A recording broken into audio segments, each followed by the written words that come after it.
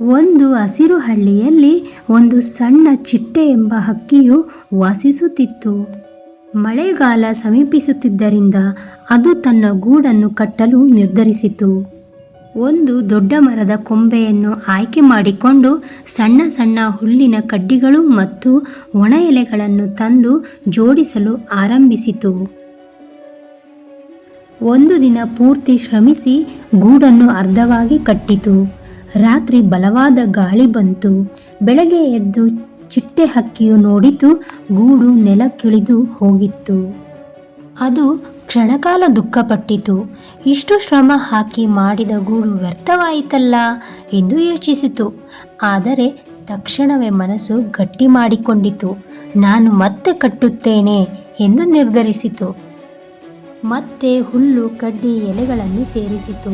ಈ ಬಾರಿ ಇನ್ನೂ ಬಲವಾಗಿ ಜೋಡಿಸಿತು. ಆದರೆ ಮತ್ತೆ ಮಳೆ ಬಂದು ಗೂಡನ್ನು ಹಾನಿಗೊಳಿಸಿತು. ಇತರ ಪಕ್ಷಿಗಳು ಅದನ್ನು ನೋಡಿ ನಕ್ಕವು. ನಿನ್ನಿಂದ ಆಗುವುದಿಲ್ಲ ಎಂದು ಹೇಳಿದವು. ಆದರೆ ಚಿಟ್ಟೆ ಹಕ್ಕಿಯು ಬಿಡಲಿಲ್ಲ. ಪ್ರತಿ ಬಾರಿ ತಪ್ಪಿನಿಂದ ಪಾಠ ಕಲಿಯಿತು.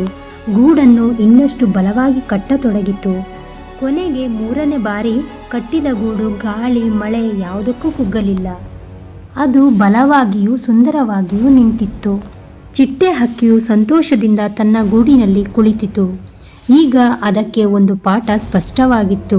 ಅದೇನೆಂದರೆ, ಪ್ರತಿ ಸೋಲು ನಮ್ಮನ್ನು ಬಲವಾಗಿಸುತ್ತದೆ, ನಾವು ಅದನ್ನು ಕೈಬಿಡದಿದ್ದರೆ. ಈ ಕಥೆಯ ನೀತಿ: ಸಹನೆ ಮತ್ತು ನಿರಂತರ ಪ್ರಯತ್ನ ಇದ್ದರೆ ಯಾವ ಸಂಕಷ್ಟವನ್ನೂ ಜಯಿಸಬಹುದು.